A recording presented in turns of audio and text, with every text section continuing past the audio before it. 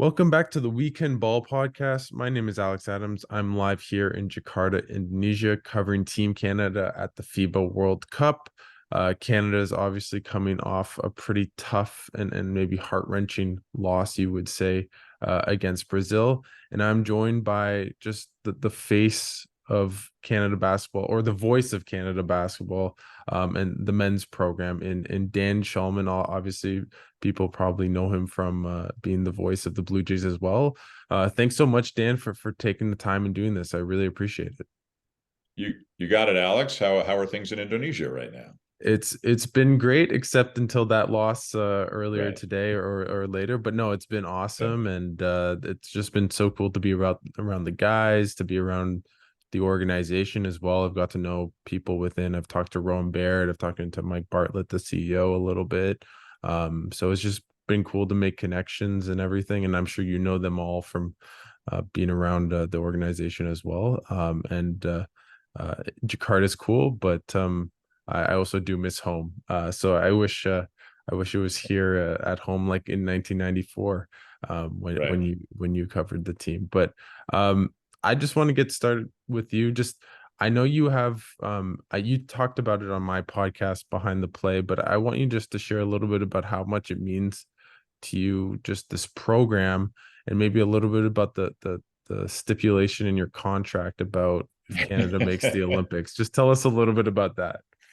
Yeah, it's funny. So in 1994, like way you might not even been born yet. I did the World Championship of Basketball, as it was then known, I believe, in Toronto. Leo Routens and I did it, and young Steve Nash played a few minutes for Canada. Rick Fox was on Canada. They lost a heartbreaker to Greece, as I recall, and finished seventh. But then for many, many years, there wasn't really, Canada basketball to do on TV. And my life took me in another direction, Blue Jays and then ESPN and all that. But I always kind of hoped that I'd be able to get involved again, and probably not as much.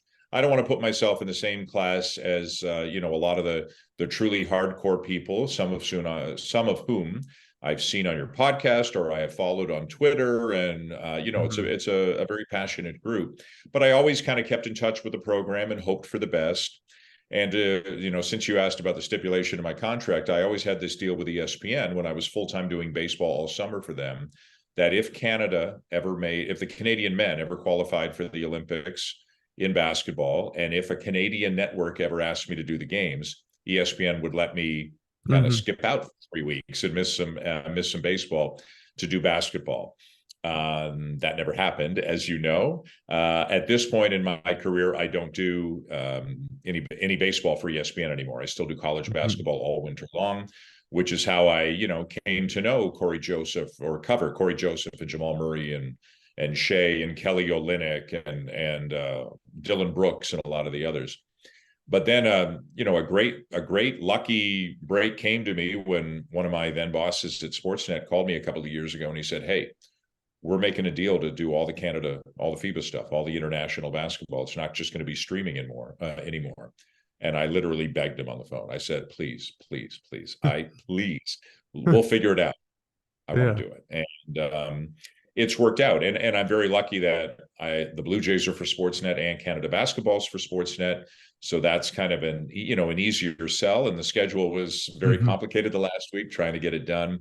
But Sportsnet also has been wonderful to me. They let me do the Olympics a couple of years ago for CBC when our women were there. Of course, our men weren't, but I did both sides, men and women, and I'm hoping to do that again next year. But so that's a long answer to your short question. So I have always followed the program, and like you and so many other people, when we saw the training camp roster and knowing, how much talent there is, this was very, very exciting. And games 1, 2, and 3 were very, very exciting.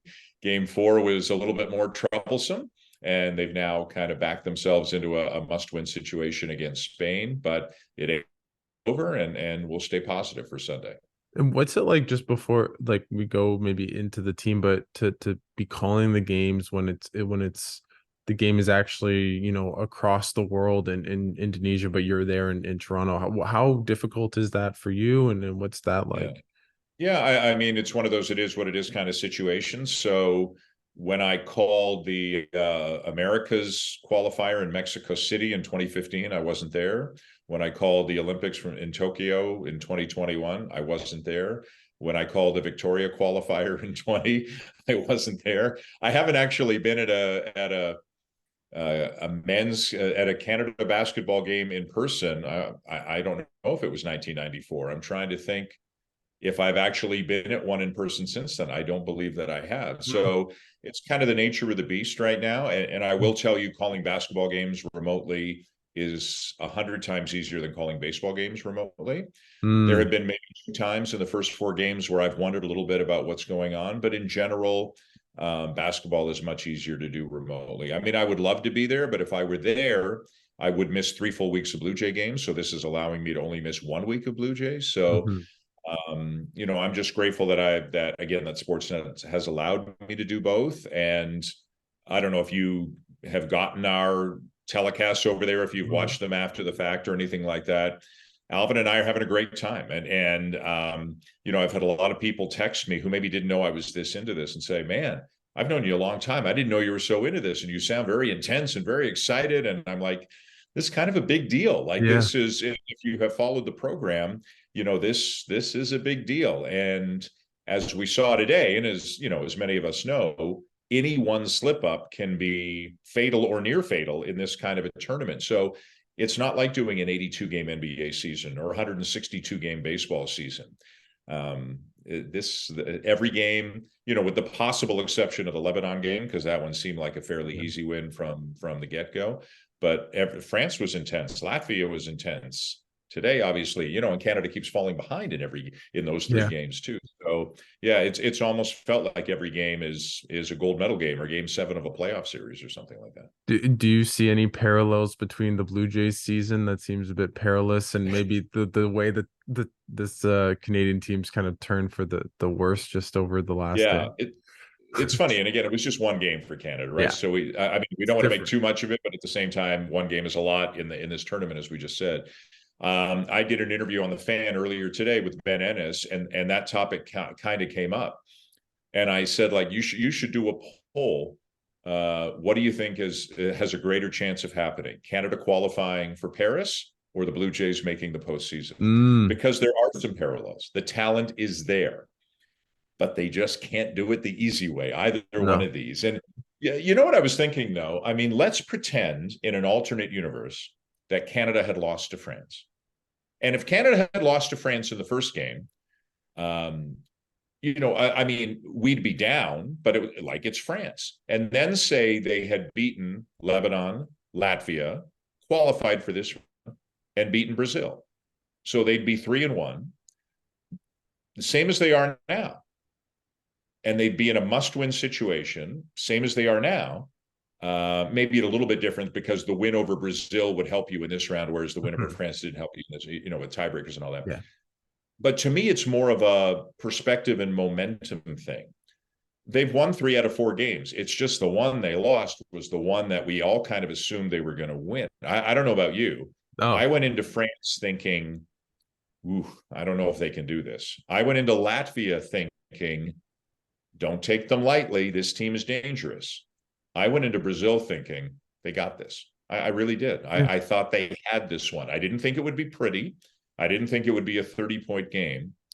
But I also didn't think guys would miss as many shots as they did. And that they were, the physicality of the game and the pace of the game obviously is not what Canada wants.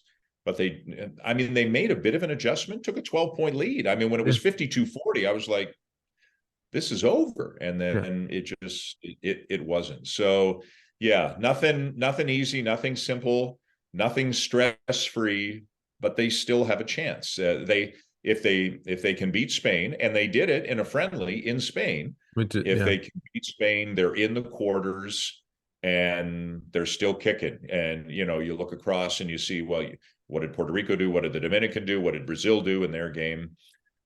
Against Latvia. There are 5 Americas teams battling for 2 spots, but all Canada can control right now is Sunday. With that, just why do you think this program, it seems as though it's always hit a big hurdle like each and every time?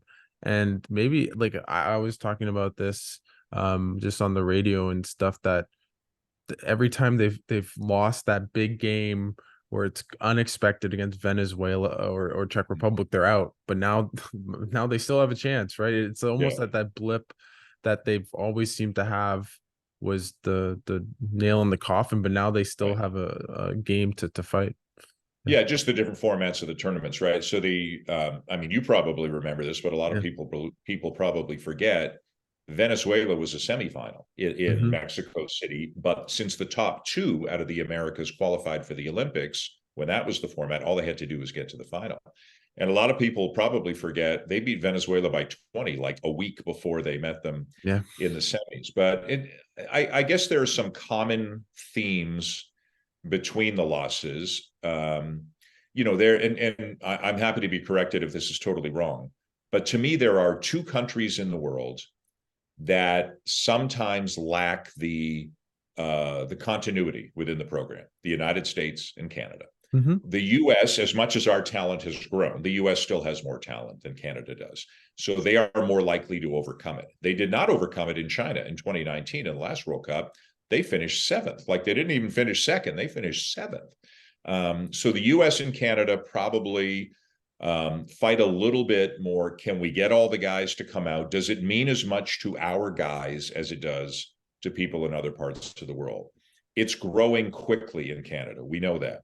But if you are from Serbia or Brazil or Turkey or just about anywhere else, the World Cup and international basketball has a greater place in your consciousness. It was a bigger part of your childhood than it was in Canada. I have friends who play basketball, who love basketball, who adore the Raptors, who I had to remind a week ago about the World Cup. It's still Hmm. gaining traction in Canada. So part of that is the program, at times has not been able to get all the best players out. And at times they have not had the continuity and the culture and the cohesiveness.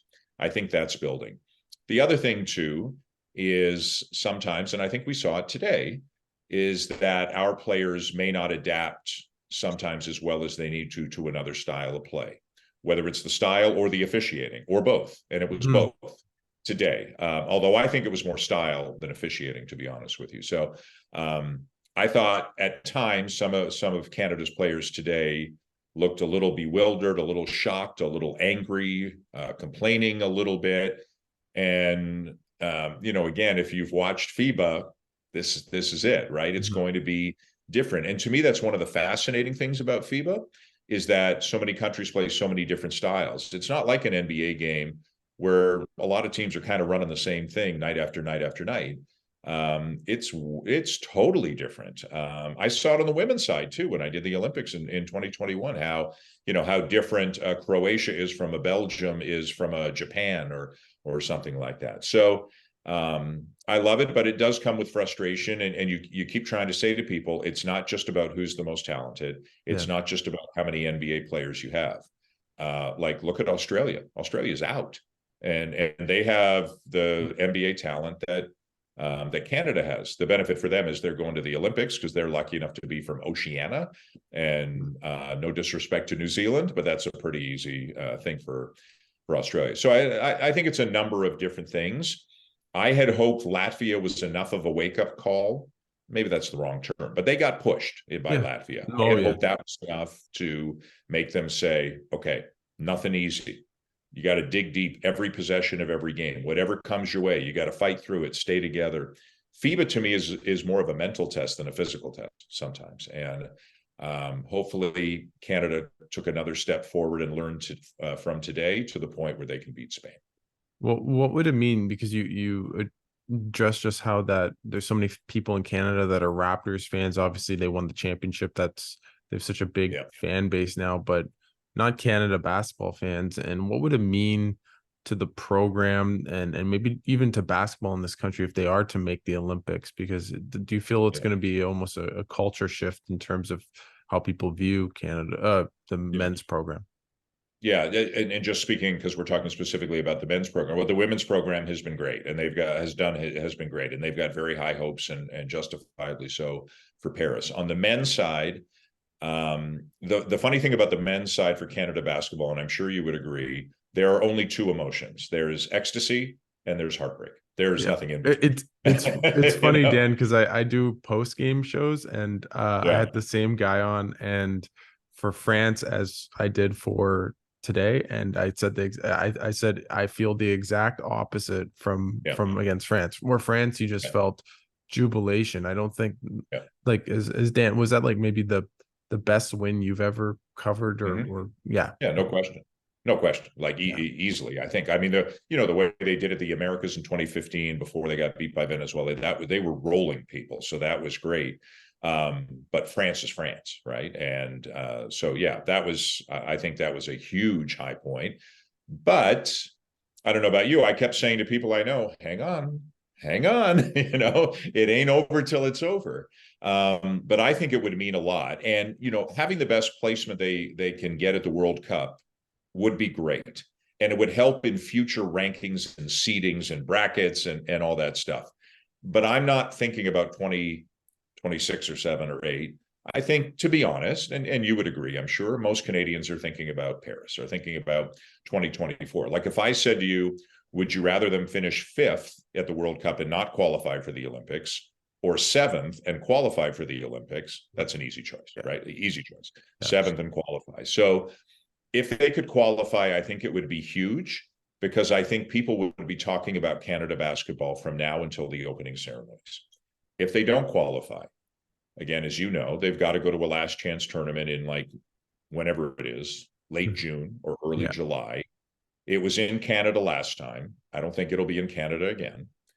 So are Shea and Jamal and Lou and Nikhil and Kelly and Dwight, and are they going Mhm. to go play in Greece or Japan? Oh, not Japan, because they're in, Greece or China, or, heaven Mhm. forbid, somewhere in South, like another America's country? Oh, Probably not going to be another yeah. America. So now you're asking these guys to give up more time next summer than had they just qualified for the Olympics. You're probably asking another 2, 3, 4 weeks out of them for a chance to qualify. And could they do it? Yeah. Like, could they win? Yeah. They should have won the last one in Yeah. Victoria, but Thomas Satoransky went all Evan Fournier on them, and stepped up and had a great game, and they couldn't do it. So to me, it's huge. They've got, as of 24 hours ago, they had months and months and months and months of wonderful momentum. They had overcome skepticism and angst, and is that guy really going to show up? And even Jamal Murray, not playing. They had overcome all of that. But this was a very tough defeat. It's the wrong loss to the wrong country at the wrong time, right? That's It's just everything that makes all that old anxiety come back again. And 36 hours from now, either they'll punch their way through it and it'll be ecstasy again, or it's going to be a tough time. how like is this almost a program defining game against Spain, just in terms of it's win or go home for both teams. Yeah. Spain's number one in the world. I wouldn't say they've looked as like the greatest here, but Yeah. they're still Spain. They still have great coach, still know how to play together. Canada played them in the friendly, and as you mentioned, they barely they won, but they won in overtime. It wasn't a resounding win. So just like how nervous are you? How I mean, I just you can I hear it in my know. voice. I know, because and you try not to go back. Well, if they had beaten Brazil, then this is the situation they'd be in. Or, well, look at the draw the Dominican got compared to the one Canada got. Like, you just can't. There's no point. You just make yourself crazy when you do that kind of stuff. This would be a program defining win. There's no credit, no doubt about that. Even though, depending on what some of the other Americas countries do, even beating Spain does not guarantee No. that they qualify for the Olympics. But what it means at the very least is they live to see another day against either Slovenia or Germany. And even if they were to lose that, you still have games 5, 8, 6, 7, and then 5, 6, 7, 8. So if the Dominican or Puerto Rico or somebody is still going, you hope that you can settle it on the court. And that's all you really want. Like if Canada plays the Dominican or plays Puerto Rico for a winner take all game and they lose, Mm. then they weren't, then they Yeah. they weren't good enough. But now they got to beat Spain and see what happens after that. I am nervous. I think there's a tremendous amount of pressure on these players, and I hope they can go out and play with a free mind. On the other hand, as I said earlier today, I did 2 radio hits into Oh, this podcast. As I said nice. on both of the radio hits, they're talking about the exact same stuff on radio in Barcelona right now. Like they're not Mhm. celebrating either. All they had to do was beat Latvia. They couldn't do it. So there's as much angst and stress in Spain, I would think, right now as there is in Canada, because Spain is such a proud basketball nation. And as you mentioned, although FIBA rankings are funny, but they are the number one ranked Mhm. nation in the world right now. But it's not like there's an underdog here. And it's not like you will not hear me say Sunday morning, so and so's playing with house money. That ain't a thing. There's pressure on both coaching staffs and both teams to play their best. I just hope that Canada's not fighting up, swimming upstream. They're down 13-4, like Yeah. the slow start. They've in all of their Games. meaningful games, leaving Lebanon out of it because that was a different situation. They've been down quite a bit early. Somehow they got to find a way to get out and run. Spain's going to watch the tape of the Brazil game, right? And Spain's got experience and size and good point guard play. Um, but we'll see. Guys are going to shoot better too. I can't imagine Nikhil Yeah. Alexander-Walker.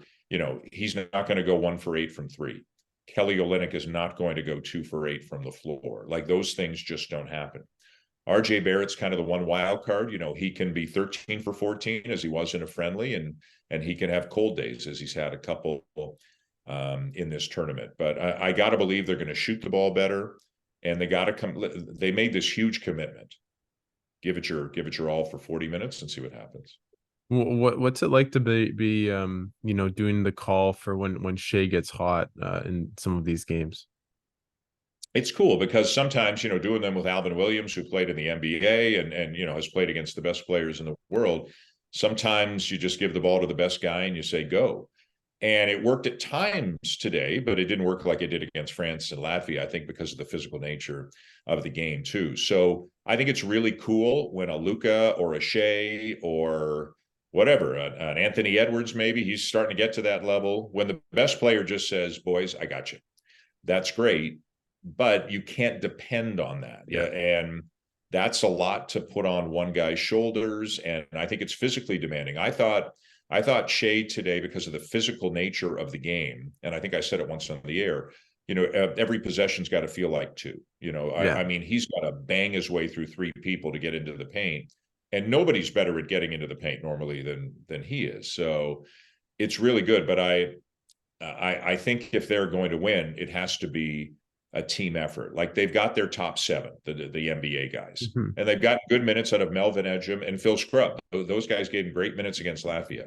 So I think it's got to be not one and not three. It's got to be 6 or 7 or 8 or 9 who all play well at both ends of the floor in order to beat Spain. Spain almost feels like a team with interchangeable parts sometimes. Yeah. They're deep. They don't have the superstar power they've had, but they're deep and experienced and well coached and all of that stuff. So I think Canada's going to have good shot selection, really, move the ball Yeah. and they're capable of that. Getting out in transition is a bonus. I'm sure Spain is going to do everything they can to keep Canada from getting out in transition. If Spain wins the opening tip and they run the shot clock down to 2 on the first possession of the game, we're going to know what the game plan is, right? Mm. It's going to be like Brazil. Shorten the game, fewer possessions, turn it into a street fight. Now, Spain isn't quite like that normally. They have their own style, and it's not as physical as Brazil. So it'll be interesting to me if Spain says, we're going to play like us, or if they say, we're going to play the way we think it's hard for you guys. So I think we'll find out pretty early. Yeah, no, that's interesting. I don't think they're maybe as athletic as Brazil, and that might help a guy like RJ Barrett get to the rim, or Yeah. just even in transition where they can't recover as quickly as maybe Brazil, but they're probably going to be a better offensive team, as Brazil didn't really score that well. Yeah. today. Like Canada's Yeah. defense was fine. I mean, they maybe gave Yep. up a bit too many offensive rebounds, but that's the nice thing. Like I'm trying to be positive here to some extent, and Yeah. um uh Well, I'll give you a couple of things I'm looking forward to. So Kyle yeah. Alexander didn't play in this game. So Canada has Olynyk and Powell. Brazil had a lot of size. Um, Caboclo and Diaz and Suarez are all at least 6'10, I think 6'11, and they are all burly, thick, strong Mhm. guys, right? So Jordy Fernandez just stayed with Olynyk and Powell, and then sometimes Dylan Brooks would play a small ball four. A little bit Melvin Edgin played a small ball four. Then Brooks got in foul trouble, which is another key. Like you need 30 minutes out of Dylan Brooks, even if he doesn't score a point. You need 30 minutes out of Dylan Brooks. And there were times, as you said, they got pushed around under their own basket, and Brazil got a lot of offensive rebounds. I wonder if there's some minutes for Kyle Alexander just to give him another 6'10 guy who can, well, he can get on the offensive glass great too. He's a great offensive rebounder, but just to give him a little bit more size. And I don't think, as talented as Spain is, I don't think they have a guy who can break you down off the dribble like Iago Santos can. Um, I mean, he had 10 assists in the game, Mhm. and then he had the two baskets of the game at the end. And as great as Dort is, as great as Brooks is, even Alexander Walker, Santos is just fat. He's too fast. He Yeah. can, the little 5'10 guy can get by the 6'5 guy most of the time. So I don't think Spain will break Canada down off the dribble from the point guard position as much as Brazil did. And the best thing Canada can do is run, and the way to run is force a miss and get the defensive rebound. It's hard to take the ball out of the basket and run. So force a miss, get the rebound, and then fill the lanes, and let's see RJ get a couple of dunks and get all fired up and see what happens. Is that maybe the X factor for this team in a way? Just that if RJ has a good game, they're pretty unbeatable, and if Yeah. he no shows today, where he didn't make a field, he made one shot at the end, but he didn't have a Yeah. field goal essentially in a meaningful point in the game, all game. Yeah, he's up there because he is streaky. And again, he went 13 for 14, right? In Yeah, one of the yeah, you got friendlies, that I right. Yeah, believe. yep. And he did have 38 points and 13 rebounds, leading Canada to a world championship at the U19 tournament a few years ago. It's in there. It's just he is streaky, and his shot comes and goes. His free throws come and go too, right? And I think his go-to, as is I'm going to try to get to the rim. And Brazil is so big and so physical. They made that hard for him. I do want to say a few times he kind of got a little bit inside and then dished and facilitated. Mhm. And he can do that too because he draws so much attention, but then you got to knock down the shots. So I hope Nickeil Alexander Walker's confidence is not shaken. He was great in the 3 games in Victoria, almost 17 points per game. He was great against France and Lebanon and Latvia, 4 threes in each of them. And then unfortunately, he went 1 for 8 today from 3. If he goes 3 for 8, we might have been talking about an overtime win for Canada, and they're off to the races. So, hopefully he doesn't back away from shots. We all knew going into this tournament when the roster was finalized, 3-point shooting could be a thing. And we all know they went 18 for 30 against Lebanon, and that's great, and they put up great numbers. But they don't have 2 or 3, knockdown shooters. They have some good shooters and they have some okay shooters. But to me, more than shooting, they're a better transition team. They're a better defensive team. Like there are other things they do better than shooting. And even if you're a good shooting team, sometimes the ball just doesn't go in the basket. And in a 7-game series, you can overcome that. But in this kind of a tournament, when the 3 ball is not going in, you got to find other ways to score. So I imagine they will shoot the ball better against Spain. I imagine the style will be a little bit more to their liking. And as I said, I think it's more of a mental battle at this point. Don't stop believing in yourselves. You're the same group that beat France by 30. It's in there. They just have to play a complete 40 minutes at both ends of the floor. I do feel this: if both teams played the best they're capable of playing, I think Canada wins. I think their ceiling is a little bit higher. I think Spain is more likely to be consistently solid. So, but if both teams play really well, I think Canada wins. Yeah, no, and with that, I mean, at the same time, Canada probably couldn't have played any worse than they did today. and they Right. barely lost. And also Yeah. the way they shot 27%, I think that was the final percentage from three. I feel as though that's probably an off. You know, they missed a lot of threes wide open, a lot of in and outs. Just felt the ball just could not get in there, especially in that second Yeah. half. So, Yeah. um, anyways, I before I let you go, Dan, just maybe what are your thoughts on Jordy Fernandez so far as coach, and maybe what have you kind of gleaned from him? I know you had to sit down with him in Toronto when the Yeah. first, I guess it's like the first roster was announced, but yeah, just tell me a little bit about what you've thought of Jordy. Right. I think he's great. I mean, again, I'm at a bit of a disadvantage since the tournament started because I am doing this from afar. You have been around him more than Hmm. I have been around him, obviously. But, we see the huddles a lot of the time. And I thought the huddles against France were great, absolutely great. And they've become legendary on Twitter, right? Yes. So, taking over a program, it's one thing if you take over a program with low expectations and there's patience and time to build and any step forward is good. That's not where this program is or was when he took it over and still is. There was a lot of pressure on him, even if he wasn't a household name in Canada. I was at the first practice. They were nice enough to me because I had Blue Jays games the other days. The only one I could make was the first day. And they said, okay, come on. And I just sat in the corner by myself.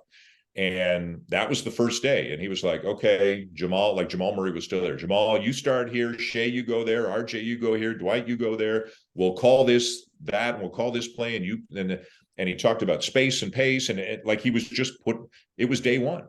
And Mhm. it wasn't that long ago. And so I think they have put in a lot of stuff. I think, and I think they respect him. I do.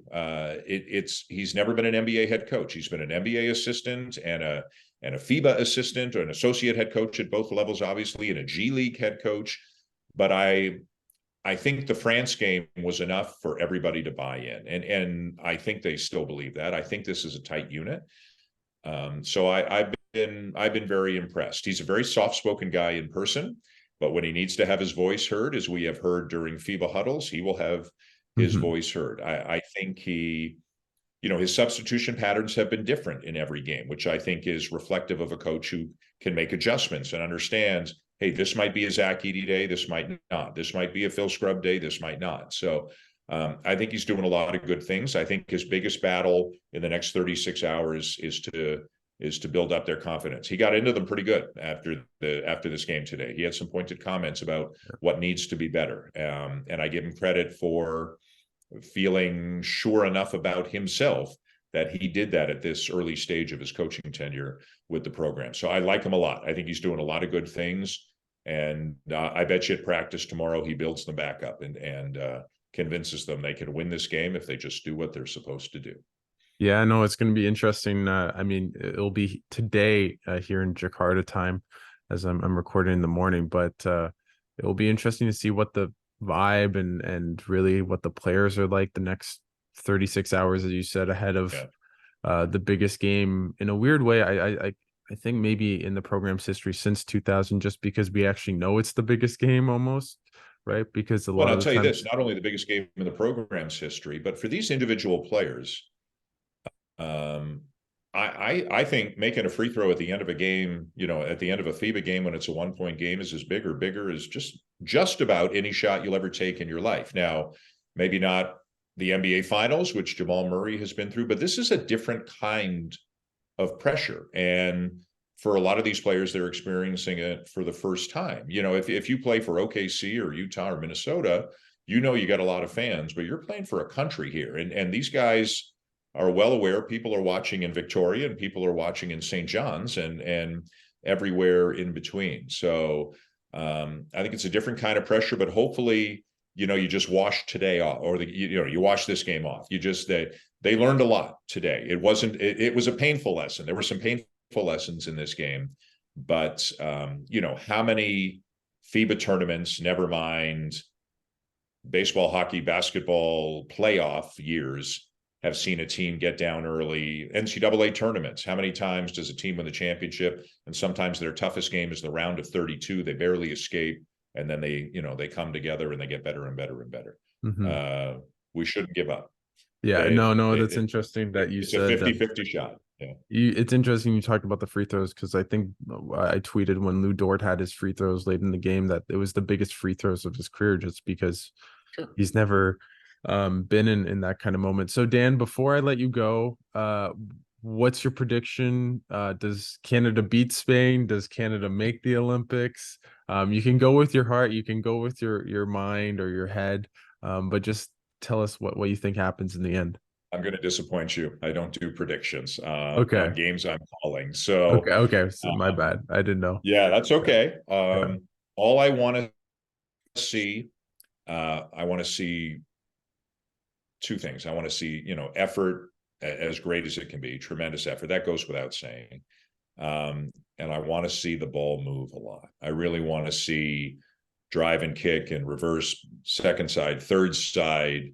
Let's see guys come in on the offensive glass and follow up and miss. And I don't want to see anything tentative. I just want to see effort and togetherness. And if they can do those things at the top level they're capable of, I think they will win. I just hope it's there.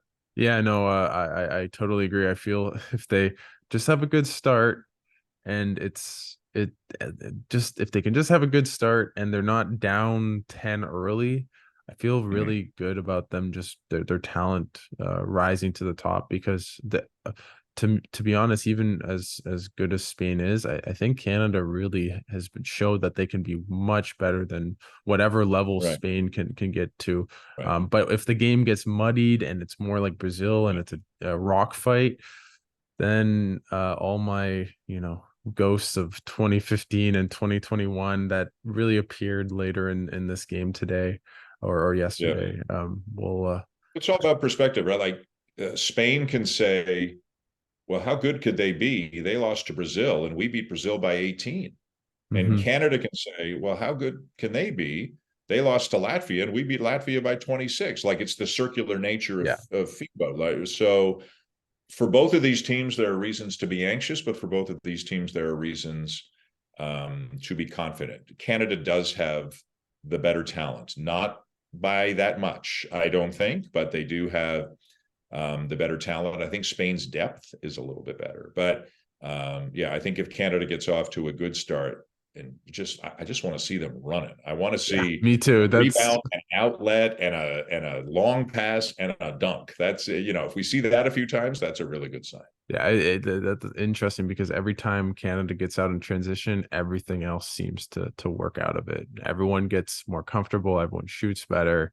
I think that's why they've been so good in those third quarters, although not today, but they didn't really get in transition today. So, Yeah. Dan, thanks so much. What will you do if they make it to the Olympics? Do you have a celebration planned? Is this like that, 1969 when that's a good the question. Lakers have the balloons coming down and then I don't know if you know that reference, but just what do you have planned if they are able to win? Well, maybe I'll find room back here somewhere. I'll move my Packer helmet, and maybe you'll see a little more red and white back there. But I will be very, very excited. Yeah. I definitely will. I haven't thought about a celebration, so who knows what the schedule would be like, even if they win, who they would play next, and uh, then what happens after that, win or lose, Wednesday, Thursday, Friday, Saturday. So I guess I'll go cliche on you and say I'm just taking it one game at a time. There you go. Right now, I've got some Spain prep to do on Saturday, our time over here.